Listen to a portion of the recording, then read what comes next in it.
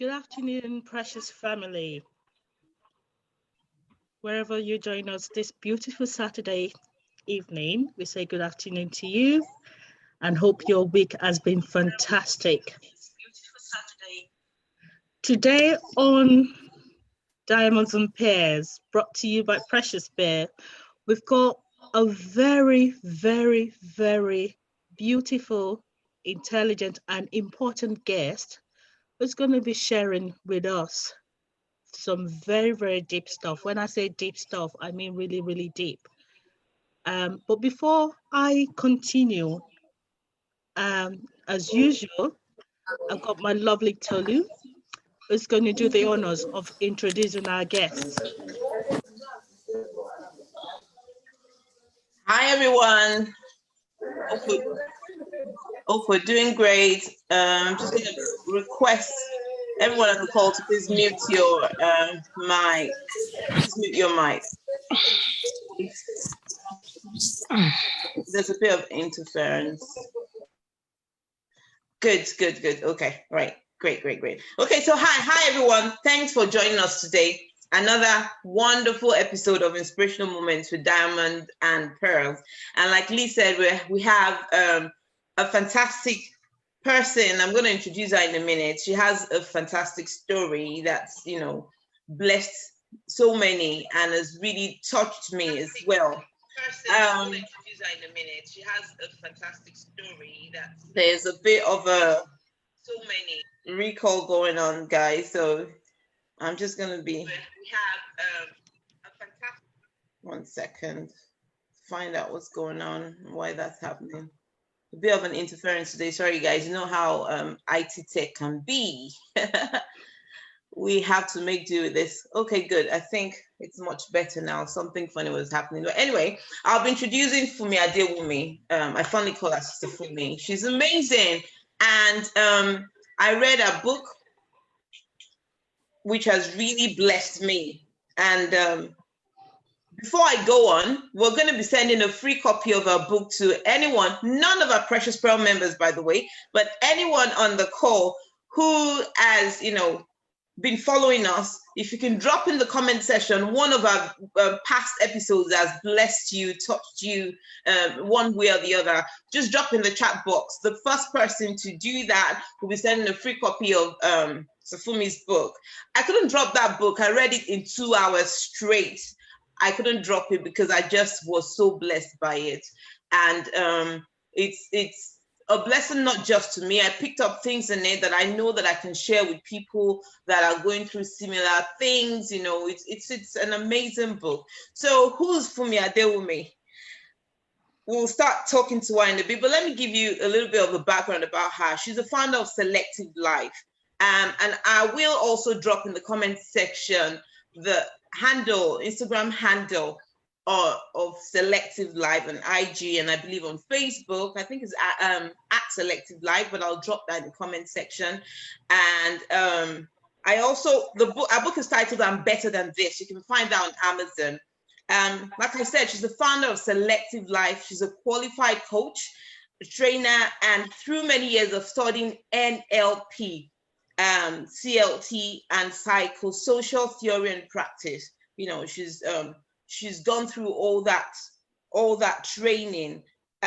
She has a wealth of experience in helping people overcome insurmountable challenges, a passion for making a difference, and also our own story and experiences with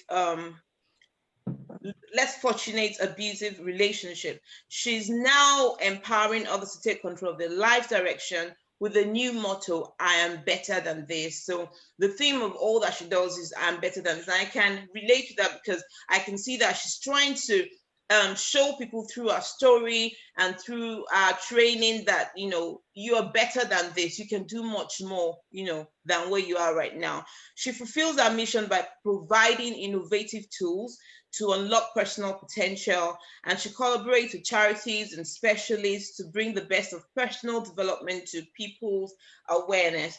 So that's Funmi Adewumi in a nutshell. And we hope that, because Inspirational Moments is brought to you by Precious Pearl Charity, we hope that we can do some stuff together in future, because you're so amazing, sis.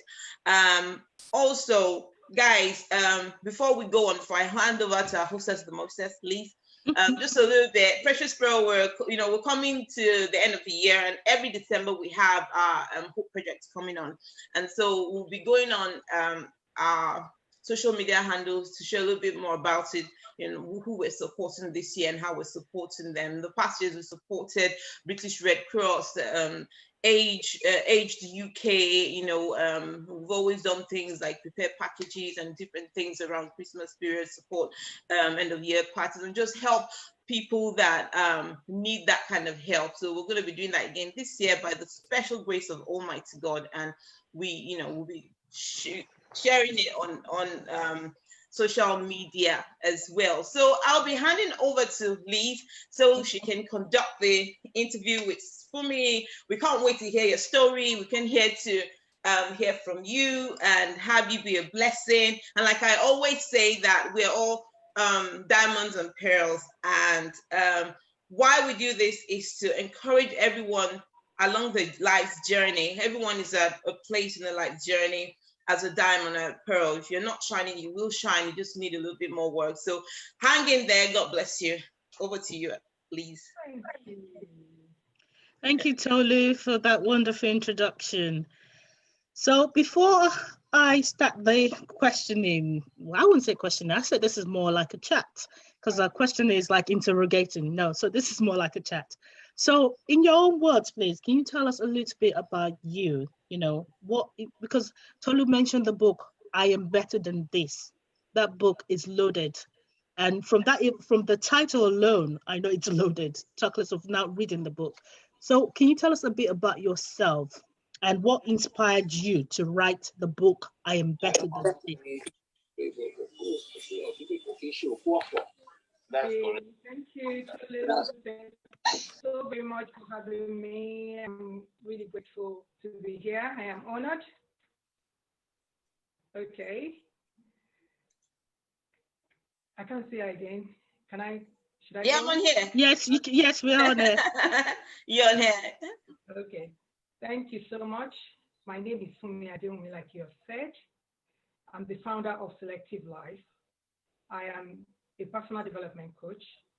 I'm an author, a mother of two, and a domestic violence advisor. In a nutshell, that's who I am. And the second question is, what inspired me to write the book, I Am Better Than This? Wow, that is a deep question, because it took me back to the time when I actually thought of writing the book. It was a mixed feeling actually for me at the time. I felt disgusted. I was in pain. I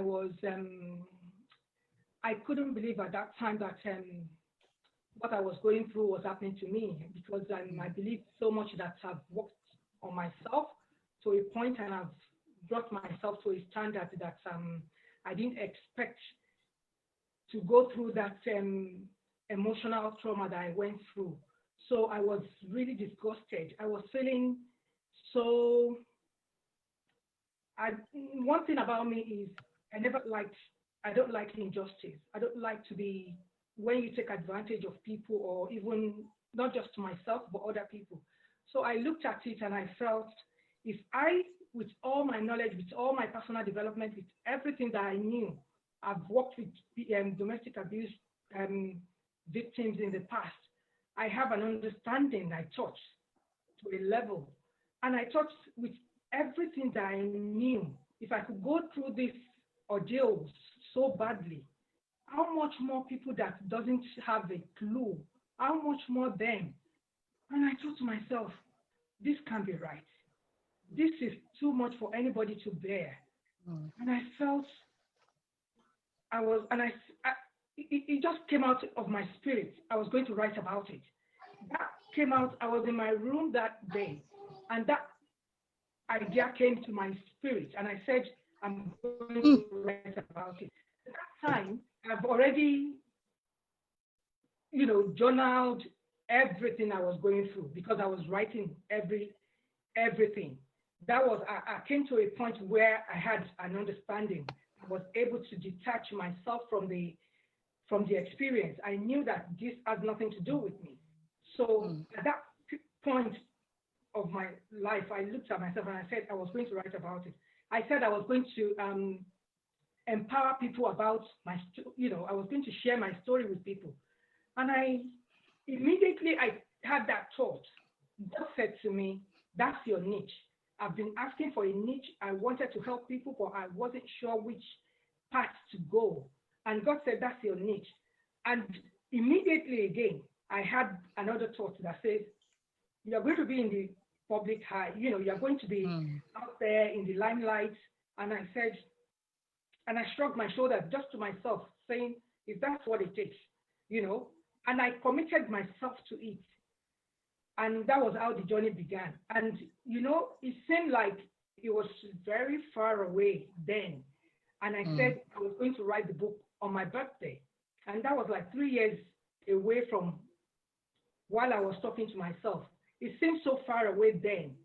But because I put a date to it, it was much easier to work towards for me. And that was how it started. Because I just felt to myself, no, nobody should be going through this.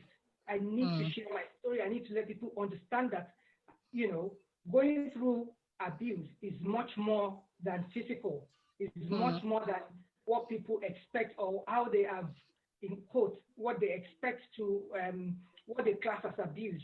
There is so much more than physical. And I thought I have to share my story to inspire people, to encourage people, to let people know that, if you're aware of it, you can manage it. And that was how this came to life. No, wow, wow. So I like the fact that you said that you want, you've got your life well planned out, and you couldn't believe that you're finding yourself in that space when all this was happening to you. I think that is actually speaking to me, and a lot of people out there that, you might have everything planned, you might done all sorts of self-development, but when issues like this happen, we need to, like you did, look outside and, bring ourselves out of it. Because from what you've said, it's not like you don't, how will I put it? It's not like you're just going into it that, you're not prepared, but you've done everything you could do physically from your own point of view, developed yourself. But it happens. That's what I need people to understand. It does happen. When I was going into it, when I was getting married, I thought I was matured. I could handle it. I thought to myself, whatever is coming, whatever challenges marriage has to offer, I thought I've been there, done that. I can handle it. That was my, people were like, are you sure? Because, considering the some factors, and people were like, are you sure about going? And I felt like I can take anything, I can handle it. That was how I felt then, not knowing that I just had a rude shock of my life. If you don't mind me asking, sis, when you said that, that people were asking you, are you sure? Did you see some signs? Well, I would say yes, I did, but I just thought I was well aware and I could manage situations.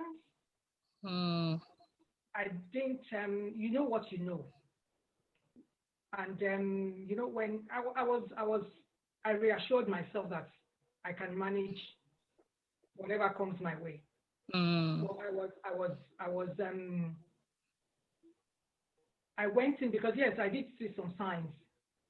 First of all, knowing the kind of person that I am, I don't really like anything complicated, anything that is too, I don't chew anything that is too much or, bigger than me. I'm very careful. I tread carefully. I'm very logical. I would check everything. I would dot my I and cross my T. I'm that kind of a person. My upbringing, my background was totally different from this person that I got married to. And so people were like, are you sure you can, are you sure this is for you? And I'm like, I can handle it, you know. Then I didn't say anything that would make me feel like it was extremely something out of control or something I wouldn't be able to manage. I just thought I was I was looking at it with my own rose-colored glasses, so I wasn't the way I was seeing the world. So I wasn't I didn't envisage what I experienced, I would say. I think from what you said now says also your background was so good. You know, you looking at it from, I'm coming from here, it's peaceful, it's all this. And then not knowing that, oh, God help us, God help us, God help us.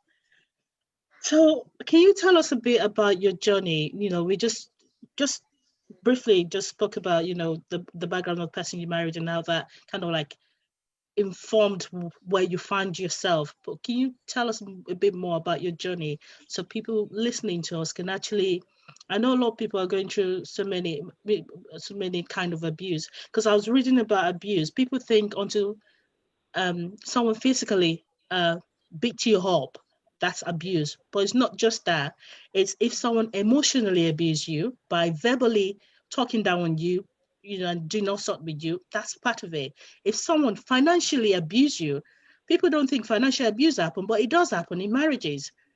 You know, when one partner is picking up everything and the other partner is not doing anything. So if someone financially abuse you, making sure you've got nothing to look after yourself, that you're always paying bills, that's part of it.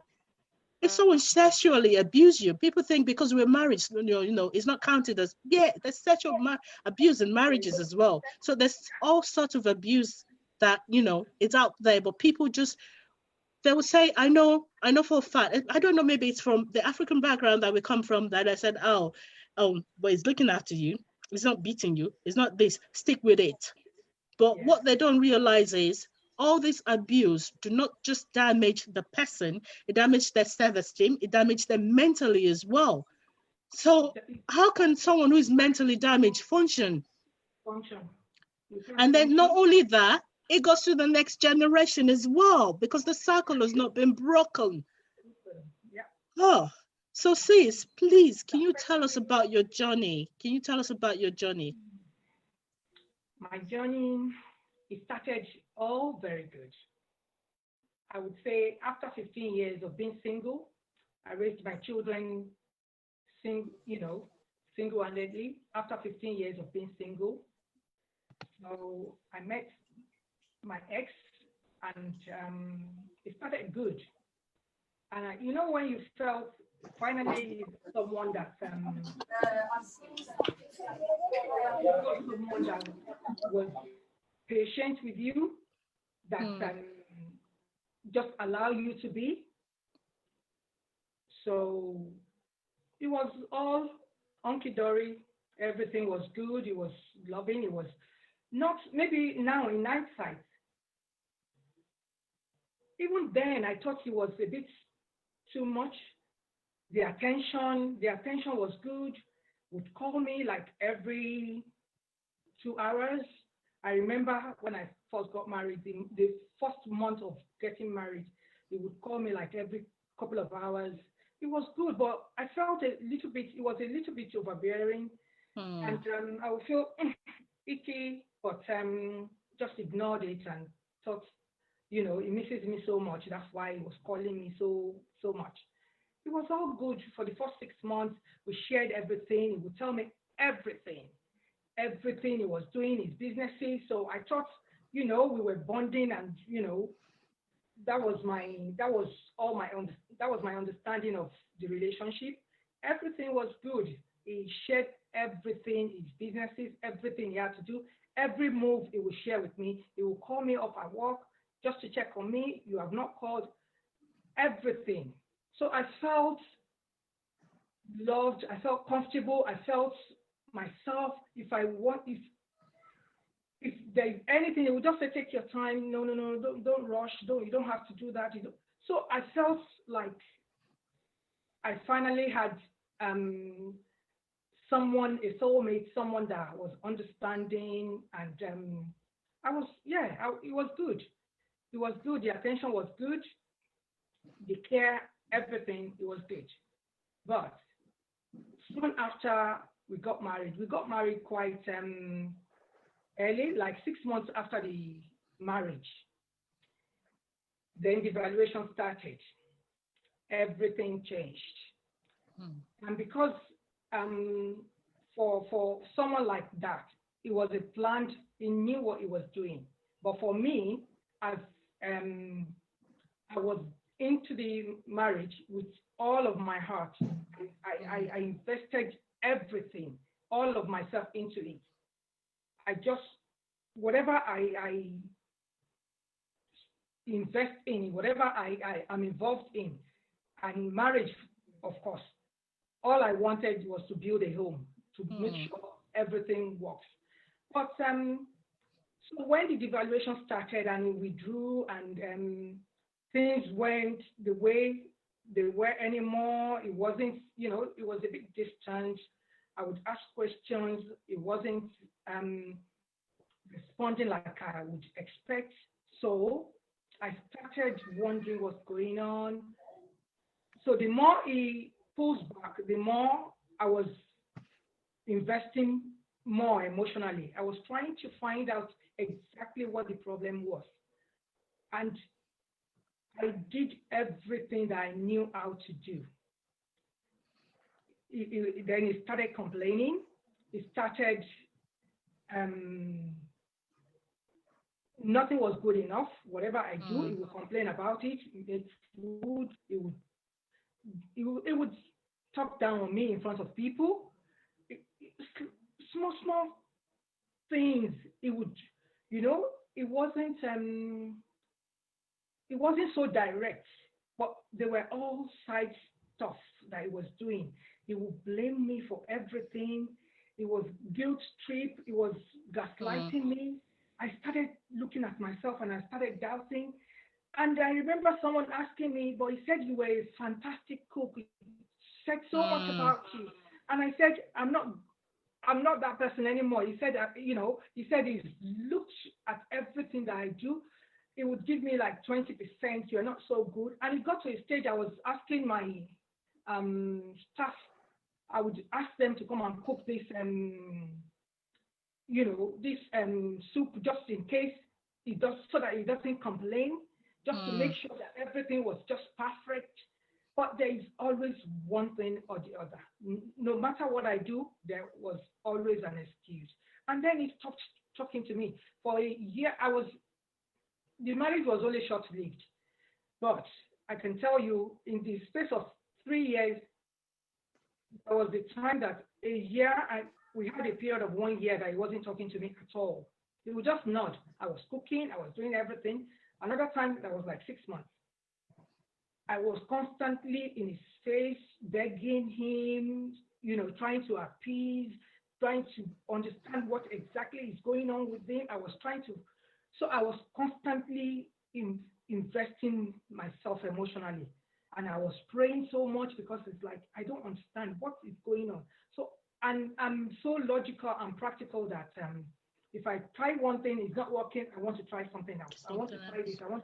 I want to make sure that I've exhausted all my options. That's the kind of person that I am. And I did all that. And I'm like, God, you have to talk to me. You cannot leave me to suffer.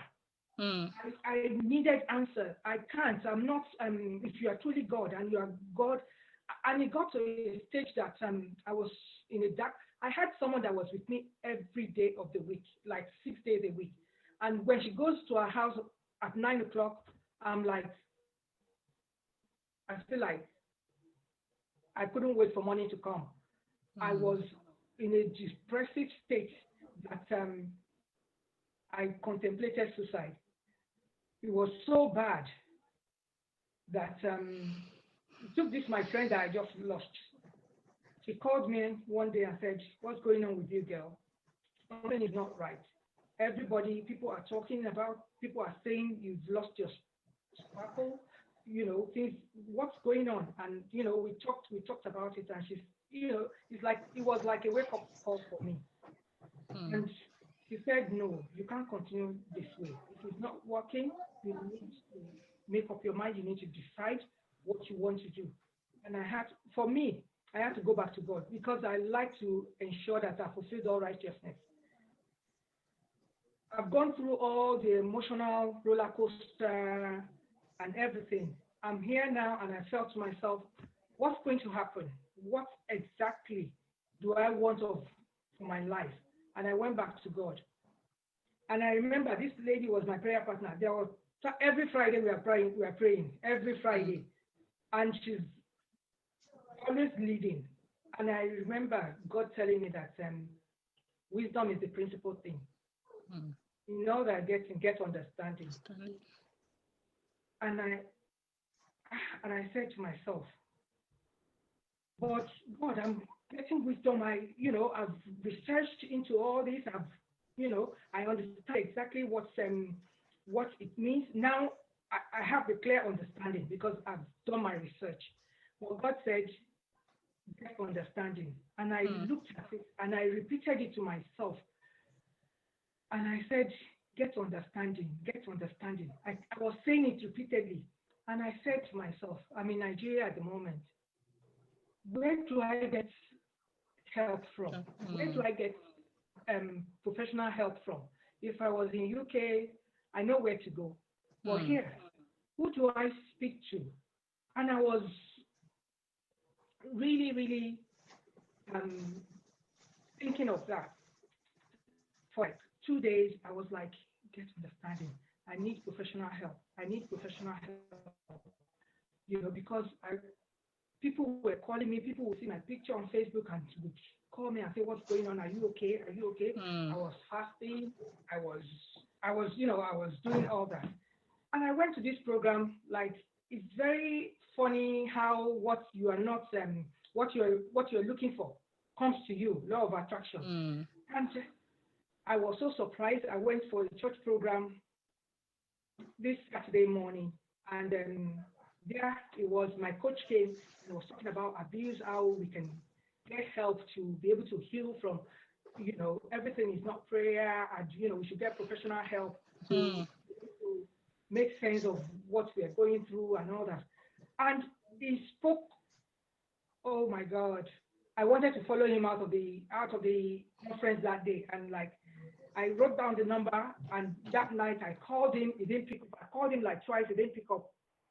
And the next day, you won't believe. I called him again the next day, and then he called me to say, "Can we meet at ShopRite?" And that was the beginning of my reinventing myself.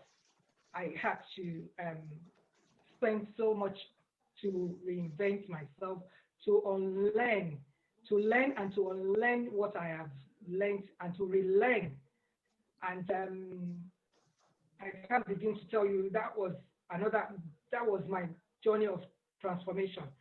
And I just had to do that work on myself. And that was, I don't know if you want me to shed more light on it.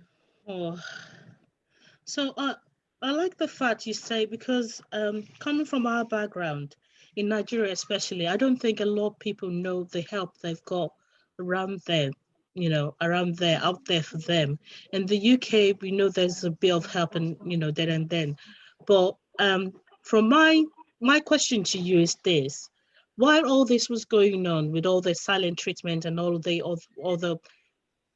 how will I put it, chipping your confidence bit by bit on the side, kind of, did you actually think of going for counseling? Because the reason I'm saying this is people believe, you must pray, you must fast. Yeah, have you done counseling? Taking those things off for us and telling you that, because you know, you're not praying enough, or you're not doing that enough, or you're not done this enough. Not knowing that, you know, everyone's pain, if they can actually walk a mile in my shoes, then they will understand where my pain is. But they're just doing it because they're not the one in the picture. So did you actually think of going for counseling or anything like that while all this was going on? Well, like I said, because I have a bit of counseling background, I have level 2. I did quite a bit in psychosocial, so I have a bit of understanding, and I was able to work on myself. But you know, sometimes doctors too need someone to look after them. I Yeah. have an understanding. I was able to manage myself to an extent until God said to me to get help, to get understanding, to get professional help. And when I met my coach was when I actually, because I didn't know where exactly to go or who to ask for counseling until I met my coach. And I must tell you, the next day I met him straight away, first thing, and ShopRite, 10 o'clock, that, you know, the next day. And that was the beginning of it. We had counseling for like 4 hours stretch. I didn't care about the money, the cost of it. I just wanted to talk to someone that was in a better place to guide me. And I did that, and you know, that was my first session. And you know, he's always telling everybody that, tell them that you paid for that session. I didn't care how much it cost. He gave me discounts. It was so much, but I didn't even care. It's like I've lost myself. I just needed to get myself back. I just needed to get myself back. And so, like I said, that was the beginning of my investing in myself again. And I did that. I started with counseling. I went for training. I did a lot of personal development that took me through the journey. And then I was glad I did, you know. And so I did therapy sessions. So Can I jump in? Sorry, can I just jump in and say something to Sis? Before you go on with the question. So Sis, this has been all amazing to hear. And I know that there might be people that are listening or that might listen to this later that are thinking, oh, I can relate to this. Right, okay, so this is what I've been going through, right? Okay, so I can do something about this. And like you said in your book, that people are at different places. Some people are saying, I can, you know, manage this, or some people really need to get out and they don't know how. And there's also something that you said in your book, that there are different programs. You use the word programs that are going through our minds, and these programs are the reasons why we do certain things or we react to certain things certain ways, or why someone will stay in an abusive relationship and other people won't understand. It's because they've been programmed a certain way, and the way we react is based on our programming from when we're young, religious programming, cultural programming. There's so much going on in our minds, and the deeper part of our minds that we're not even aware. So what are some of the tools? I don't know if Liz was going to ask some of this. I just thought to ask, what are some of the tools that people can use to help themselves? Or how can people spot the fact that, okay, my reaction to this is not normal. This is not normal. This is not how a normal relationship should be. I don't have to, like you said, I'm better than this. I don't have to take this and live this way. One of the signs that would help, you would know within yourself. Someone doesn't really need to tell you. When you feel less of who you are, if you don't feel right in yourself, something is wrong. You need to begin to ask questions. You know, you can have, like, a lot of people might see the beautiful face and think, oh, you know, everything is going well. But deep down inside of you, you know that something, you are not the authentic self. You are not yourself. And it's so definitely you would know. And when you know that something is wrong, you need to ask questions. That's why groups like yours joining professional groups where you can get professional help, professional support, people that would not be judgmental, people that have gone through similar situations. For every problem, there is a solution. There is a structure to every behavior, to everything that we go through. So just finding the right, and I think it's cultural as well, that we believe that you want to shield yourself away from people. We don't want people to know our business. We don't want people to know what we are going through. You feel like you feel alone. Nobody, you are not alone. Whatever you're going through, especially going through abuse, so many millions of people have gone through same thing that you're going through. You just have to find the right people to connect with. You need to find it. There are so many professionals doing free service, pro bono services. So get connected. Don't isolate yourself. And a lot of, like I said, sometimes because for so long you have been programmed in certain ways, because of your upbringing, because of even sometimes we take on things that we don't even know that we've taken on. It's embedded in our subconscious, and then we start acting it out. And sometimes you don't even know yourself. You don't even know because you are acting based on somebody else's influence, because of what you have taken on from parents, or because of whatever reason, for so many different reasons, until you are able to concretely sit down. That's why you need the guidance of a professional to sit down and help them to make sense of your experience and help them to discover who you truly are. Then when you are able to be in congruence with yourself and with your outside world, then you can live an authentic life. Until then, you will just either keep feeling frustrated, keep being unhappy, it's a journey. It's a journey of becoming your true self, regardless, because a lot of times, a lot of us, we have adverse childhood experience, different things that have been imposed on us as a child, and conflicting your true self until you are able to get clarity of who you are. It's an integrative tool. Like Tolu was asking, what kind of tool? It's an integrative tool. If you're a psychologist or you have that knowledge, you might be able to help yourself to an extent. But it's better to get a professional help so that they can guide you, tailor you. It's easier. Everybody, you see, why do we sometimes want to do one thing and we're doing the other? Something else. Yeah, absolutely. So you need the guidance, you need accountability, someone to truly help you. You have to just be true to yourself. It's not going to, the ripple effect, it might affect your immediate family and the society at large, but the person that benefits most is yourself. So it's what every penny or everything you spend to work on yourself to achieve, the best of you.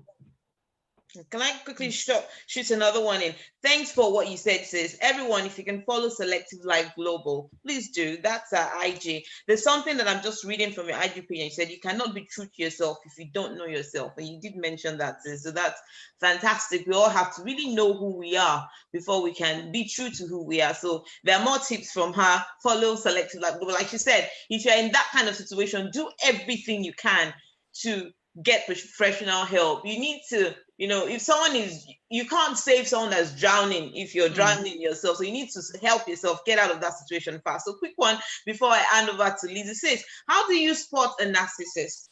And second one, how do you help a friend that is suicidal as well, that is suicidal, or someone that's suicidal, or if it's someone listening is feeling that way, what are the things to quickly do as well? I have 3 young girls and I'm thinking, oh my goodness, there's so many horrible people out there. How do we help them? At least quick spots like, oh, okay, this person run the other direction quickly. And that's my last one before I hand over to you, Liz. Okay.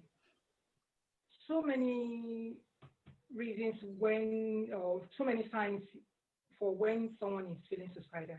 Sometimes they might tell you, sometimes they might not. Or if someone is totally disconnected, not with you, you can't, they are not with you, totally out of place. They're doing things that they don't normally do before. You can see someone now just wandering on the street, or they don't come out of their house, they've locked themselves in, they're not picking up their phone, they're not doing anything, engaging with friends and family anymore. They're just, something is going on in their mind. Something is going on. So you need to find out, you need to break that cycle of whatever thoughts, because they might not tell you. You don't know. You are not psychic. You don't know, but you know something is not right. So you need to find a way to break that cycle of isolation. You need to get them, even if someone is just, you're going, it might not be someone close to you. It might be at the train station.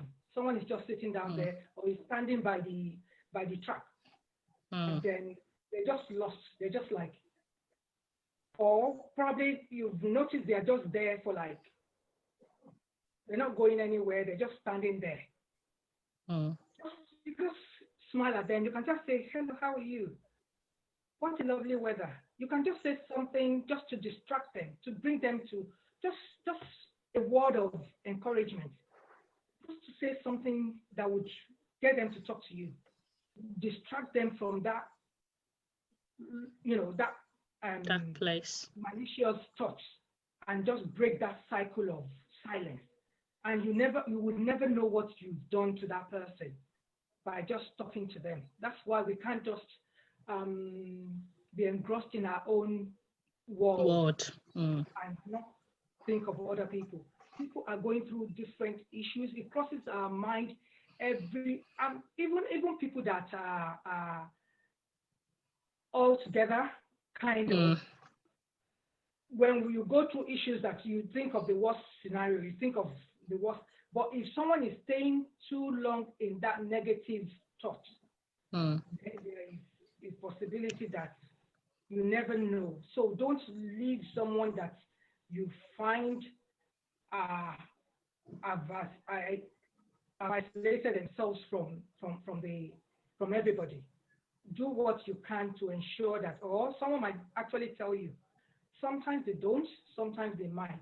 If you see something very hard with them, maybe taking so much what's it called, analgesic or any kind of drug around them that, or you see someone, maybe you went to the shop or something and they're buying so much packets of painkillers and you're wondering, why are you buying this? Those, you should ask questions. Some, little things like that will give you inclination that something is off. Anything that's normal, anything that is strange, that is out of ordinary, question it and ask, how are you feeling? What is going on with you? Show concern without being judgmental. And some people will just say, oh, get on with it. It happens. One of those things, it happens. We have to just be sensitive. We have to just be sensitive to how people are feeling. Mental, illness is real. Yes. We have to be sensitive. And it doesn't take too much for people to flip over. Yeah. I think the wrong word will actually push someone over the edge. The wrong word. I remember a few years back, because there was a lot of suicide on the rails, with people jumping in front of trains and everything. They now decide to get Samaritans to come into the office and actually speak, not just people on the road, people actually sitting in the office but work in the rail industry, to actually speak to them. They had a scenario-based, different kind of scenario-based examples as well, things to look out for. One of the things they say is, while you're on your commute in the morning, don't just plug everything in and ignore the world around you. Open your eyes and look around you. Just saying good morning to one person or just smiling at someone actually does a lot of good than just being in your home world with your earphones and everything on and just ignoring the world and watch the world pass you by.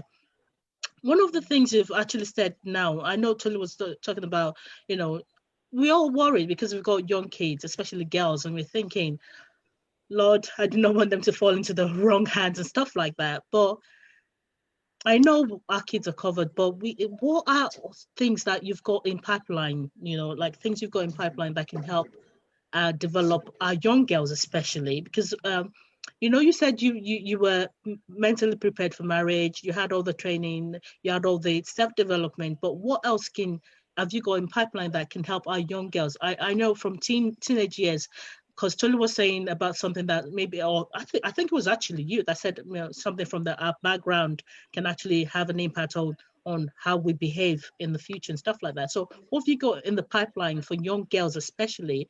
Because I think catching them young is the goal here. Yes. It's been on my mind actually to catch them young. I wrote something some time ago about probably last year. Currently, I'm working with adults, but it's in the pipeline to work with children as well, so that they can understand, actually have self-confidence. And also, it's not just about you. You can have self-confidence to an extent, but if you don't understand how other people behave, if you don't understand what is going on with other people, you might be tilted towards accepting the unacceptable. So we need to shed more light on what is acceptable method of behavior. Even you see a lot of our teenagers these days, men behaving badly, and we get that a lot. And it boils down to ripple effect of a lot of people think it's normal. It's normal when you see a lot of women condoning abuse. The enablers. The enablers. Yes, the enablers. And it does have ripple effect on the children. When they see, they think, and you see a lot of young children thinking, I don't want to be like my dad. Never, I don't want to be like him. But they end up behaving exactly the same. Exactly like him. They are secondary. They when they see it, a lot of things that we learn it subconsciously. Not that you learn it because you were taught this is how you behave, this is how you treat women. No, it's what they have seen. It goes into their subconscious when they are faced with issues in life, and you will see those behavior that they've embedded in them come up. You'll see them when sometimes maybe they can't, for different reasons, they don't know how to behave in certain situations. Some characters that they have learned unknowingly will start coming up. And that's why some people marry their dads as well. Things that they've seen their mom. True. Even though they've said, I'm never going to do that, but like you said, it's just there, it's in their subconscious, and they end up with the same person that they thought they would never end up with. Both for women and men as well. Both for girls and for boys as well. And you see a lot of boys as well. And it's just you see women say things like, I'm staying because of my children. I'm staying because of my children. These children they will turn up against you and say, because you are telling them that it's okay to be abused. They're doing more damage to the kids, actually. That's the message you are passing on. You are telling them that it's okay to be abused. So and the cycle. You can be, you say one thing and you're behaving in another way. So there's no congruence. You're not in sync with what you're saying. You believe one thing and you're behaving differently. So that's why, but it's in the pipeline, to be honest with you, working with young girls. That is my passion, but I'm still working on the program to see if, we can go to schools and, work. And a lot of times, so many things, abuse can be very complicated. You see these young girls, a lot of times they want so much attention. Yeah. Because they are probably neglected from, home or something. From their caregivers, they don't have that love or that. And people that are actually abusive or narcissist or whatever we want to label them as.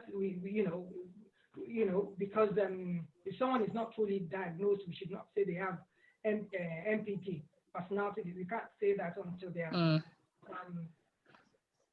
actually diagnosed. But how many people goes for diagnosis? Exactly. I was going to say that's the thing there. People with that condition will probably never get properly medically diagnosed. Clinically diagnosed. Because I can tell you, my partner will tell you I'm a special breed. It is a special breed, sir. And to him, you are the problem. If you can't fall in line with me, with how I want things to be done, then you have the problem. Yeah, problem. He has never accepted it. So what do? Because I have the knowledge, I have the understanding, was able to go through I was able to tick all the boxes. So I knew for sure that no, this is not for me. And I have to take a walk. And when you see someone, when someone totally is, there are so many signs of abuse. Maybe when we talk about narcissists, they feel entitled. They feel, yes, like I always say, they feel like I'm all that and a bag of chips. They feel like, you have to, the mini God. Everything they do, those signs, they feel like superhuman. The world revolves around them. The world revolves around them. Superficial. They're always about how people see them. They're always very engrossed in excessively about achievement, about what people think, about, they're very superficial. Their life is kind of, I would say, complicated. They are not very straightforward because they are very highly manipulative. When something is white and someone is telling you it's black, take a back step. When they are never at fault, they don't take responsibility, they are never at fault, you are always the problem. You're always wrong. Those are some of the traits that you will see. You are always the problem.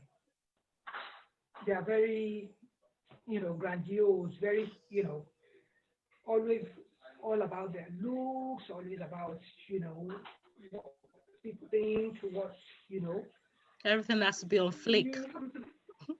Everything has to be on fleek. They spend so much money that doesn't make sense on things. And maybe that's how when I started, because some of those things doesn't really trick me.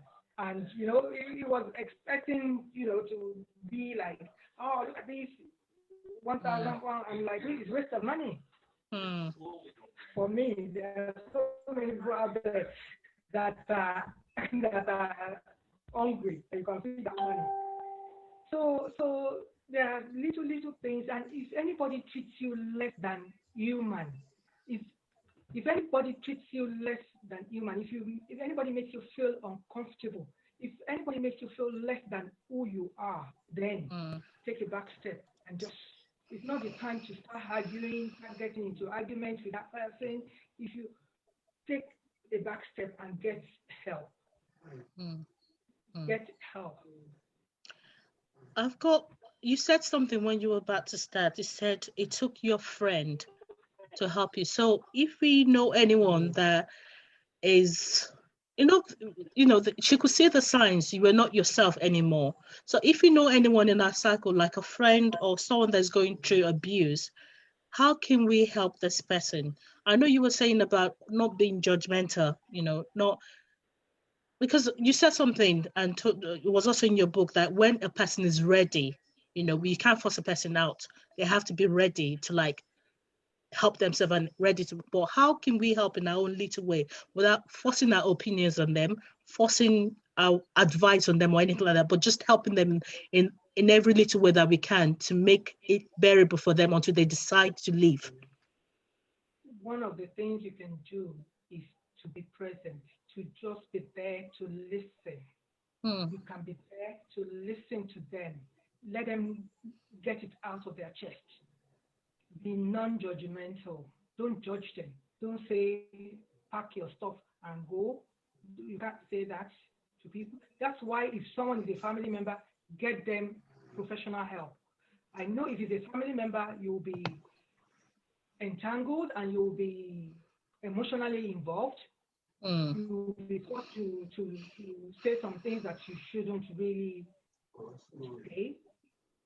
Just let them know that you are there for them. Let them know that they are not alone, that you are there.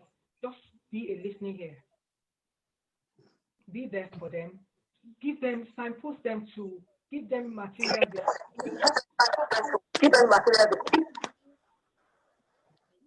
Give them materials they can read.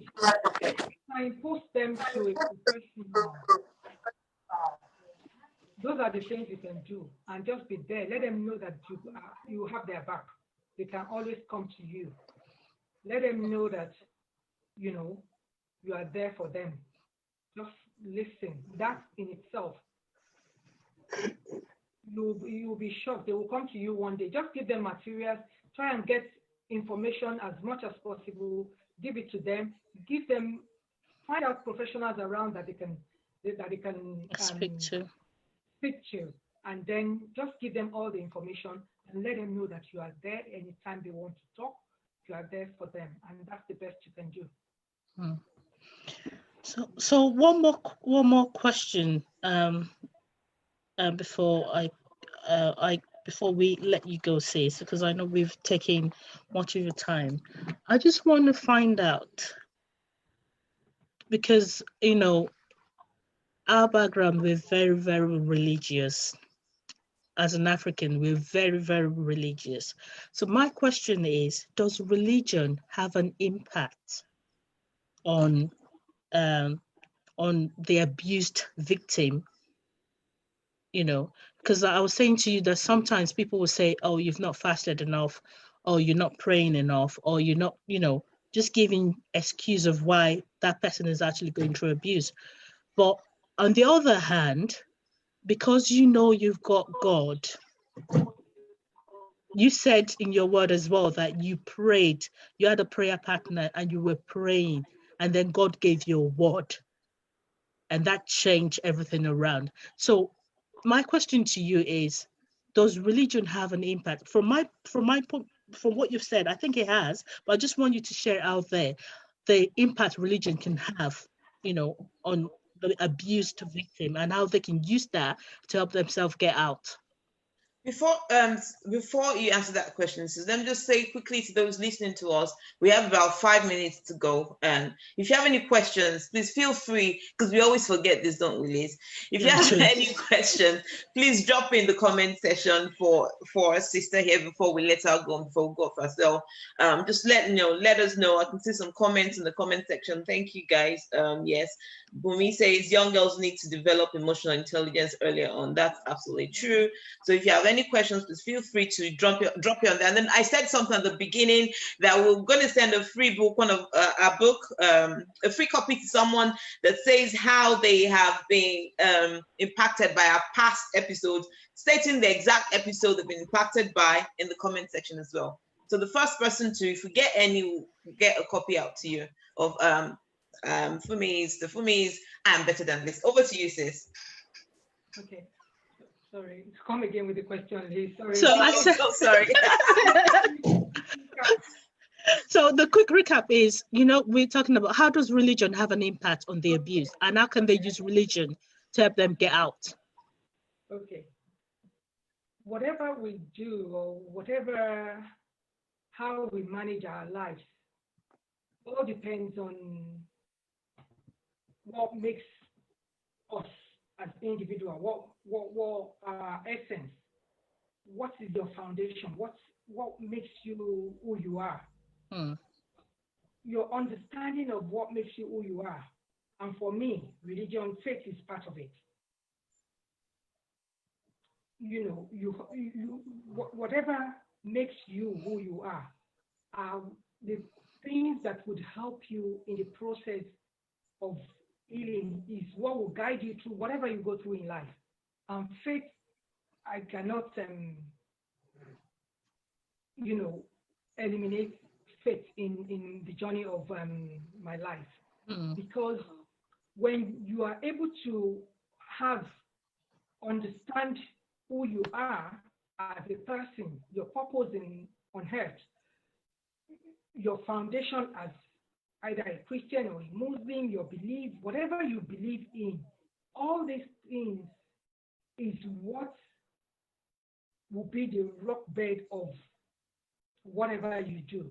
So my faith now as a Christian, knowing who I am in Christ, what God says about me, believing that God has paid the price, knowing what I knew about my faith is what gave me that courage. It was my foundation of me checking myself. How did I know that I was better than this? What did God say about me? I believe so much in what God said about me. And like I said, I've worked so much on myself. I have been working on being the best version of me. And faith is part of it. And if you are truly sure about who you are, you would, there is a conflict. This is what God says I am. This is what I believe I am. I believe so much that this is what I am. And this is what I'm experiencing. This is my ideal. But this is my, so there is not, I'm not in sync. So I have to, it was maybe with that understanding, with that foundation, it's like a foundation. It was easier for me to now work on it to ensure that, to bring myself to my broken self, my integrity, everything that has been bruised, I was able to work on it to repair myself, to ensure that I'm able to restore my personality, my everything about me. Because for me, faith has a huge impact. Because if you don't, for everybody it's different. But for me, faith is the foundation of everything. Because if you truly know the essence of your being, if you know the essence of your being, why are you here? Why are you here on earth? If you know your essence, then you'll be able to now start building the blocks. Start building the blocks. But if you don't have a clue, it's very easy for you to be fragmented. There is nothing to build on. So for everybody it's different, but if you're a person of faith, you need to really know. That's why I'm very logical. I ask questions. I'm like, God, I don't understand what's going on here. What this? You said this. Why is this not? And a lot of times when we pray, we should be sensitive enough to listen. God will, different ways, He will just show you something. He will bring something to your remembrance. He will give you a revelation, something that would help you to be able to work with that revelation. So faith for me is when everything seems, or I'm like, God, I don't understand what's going on. What should I do? How should I? And you'll be surprised what you prayed for. It has a way that everything will just come together somehow. So for me, faith is the bedrock of everything that I do. Yeah. And that has really, really helped. Thank you, sis. I think if you believe in something, because even in the Bible it said, faith works for us in a way, because we if you believe in something and you have something you believe in or you hope in, it gives you the strength to move on, to forge ahead. But if you believe in nothing, you haven't got something to hold on to, you haven't got like something to believe in, to hold on to help you get out of that place to move ahead.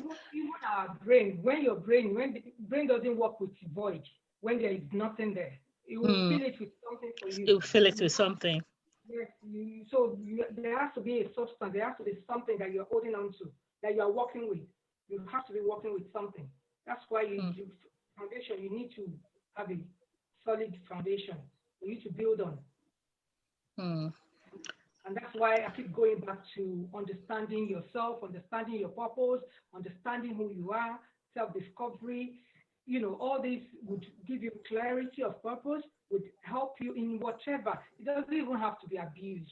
Mm. Anything at all. It could be self-sabotage. It could be like Mm. you are, anything at all that it could be loss, it could be bereavement, it could be anything.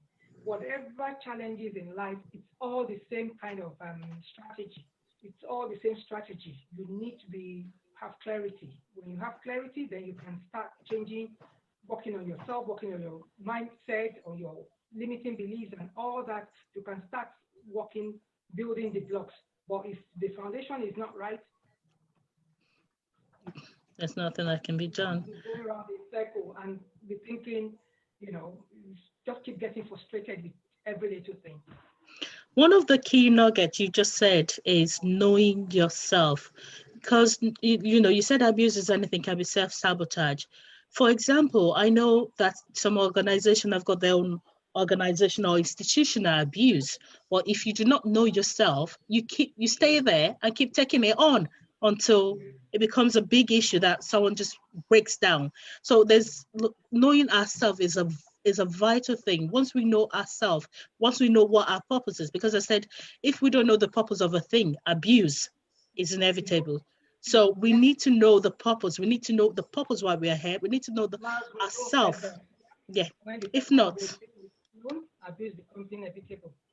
if not, we just gonna, we're just going to accept anything that's been thrown at us. We become like a dustbin, a dumping ground for all sorts of baggage, bad baggage, negative energies and vibes. Before we round up, Tolu, do we have anyone that's put in the chat box any question? We always forget to do this, so I Tolu had to pause and say, if you got any question, we forget because we just get cut off with speaking to our guest. But if anyone's got any question. No questions, but we have lots of fantastic comments.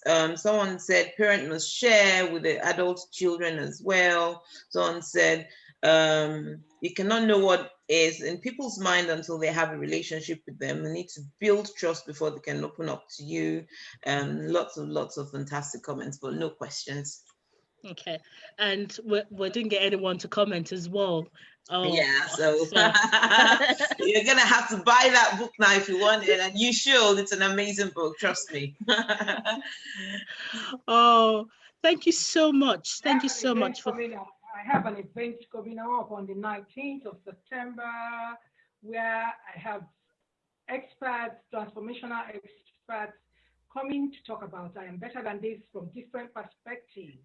Wow. So I want to encourage people from, tipping points to success, pain to from pain to purpose, different, reinventing yourself, different topics on, why you should be better than this, why you should be better than your current situation, your current experience, different, you'll be sharing from different,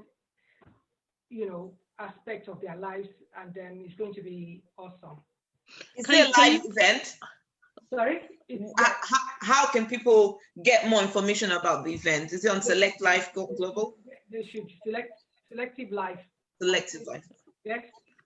I think Tolu, we should put the link as well in the comment section for the event as well. So so do people have to register? Yes, they have to. Okay, so if you can put the details in the comment section as well, that will help people as well. So we can signpost them as well to where they need to go as well. Thank you so much, so much. Thank you so much, sis, for coming online. Thank you for having me. I said this is not an interview. This is us just having a chat and then, getting knowledge, because they said knowledge is power. Seriously, knowledge is power. Some certain things that we don't know, we've got to know about it. And one of the key things I'm taking away from here is knowing myself and knowing what my purpose is.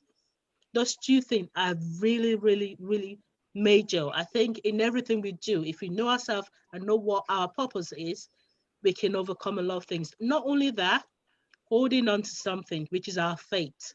So holding on to something, because when we hold on to our faith, we've got something to hope for, something to help us in our darkest moment. Not holding on to faith blindly. No, not blindly. Yes, not blindly. Not blindly. When I said holding on to faith, like you said, a lot of people mistaking, they mistake that for just staying put in an abusive relationship. Yes. No, that's not what we're talking about. When we say holding on to your faith, an example you gave was you praying and God giving you a word. That's, for me, is holding on to faith. not just staying put in something that's damaging you and saying that you're holding on to faith. No, that's not it. Holding on to faith is you praying about something and hearing back from God on the actions on the steps that you need to take. That's what we're talking about here, please, people. Thank you so much, sis, for coming on. But I would hand over to Tolu. Thank you so much. Thank you on behalf of everyone listening. Thank you. There's not anything to say anymore. Everything has been said. Thank you, sis. We are really grateful. Thank you for coming to share your story. It takes a lot of courage to come and share such a story. People tend to hide things, especially from our culture. Thank you. God bless you. If you're out there, do everything you can to live your best life. We only have one shot at this. Don't endure things you don't. God wants us to live a beautiful life, and He wants us to have a glorious destiny. So plug into your glorious destiny, to your purpose, and live out your best life. That's what it's all about. That's what it's all. We are a Christian organization, and we all do this because of our love for people and because we're called to by Christ. And also, our mandate is to empower the world one person at a time. So if you've been able to empower just one person with this episode, we're really grateful to God for that. If you have issues, people that are going through abuse, please don't stay in that. Get help, get professional help. God bless you. There's one thing that Funmi said that I felt the need to touch on. I was also talking to someone this week, and they said that she asked God, and God said this was her niche. All that she's gone through in her life, made her, that's why she's shining now like a diamond. So look at, if you're thinking, God, what's my niche? A friend said that same thing to me exactly this week, that she's been praying, and then God just said to her, that you've been going through, that's your purpose, that's your niche. Maybe that's what God is saying to someone there that is listening. If you're wondering, Lord, what am I supposed to do in this life? What is it? Look at your life, what story you think you've gone through that you've overcome. Maybe that's your niche. That's what, your story God wants you to share with your world. Thanks for listening, guys. We're going to really overspend on time. Thanks to all the people that joined. We see you. God sees you. God bless you. Thanks, our hostess, the hostess. God bless you. Thanks to Funmi. God bless you abundantly. Keep shining, sis, and keep spreading the light. God bless everyone. Have a fantastic week. Thanks, everyone. Bye, sis. Thank you so Bye, much. everyone. God bless. Bye. Bye, everyone.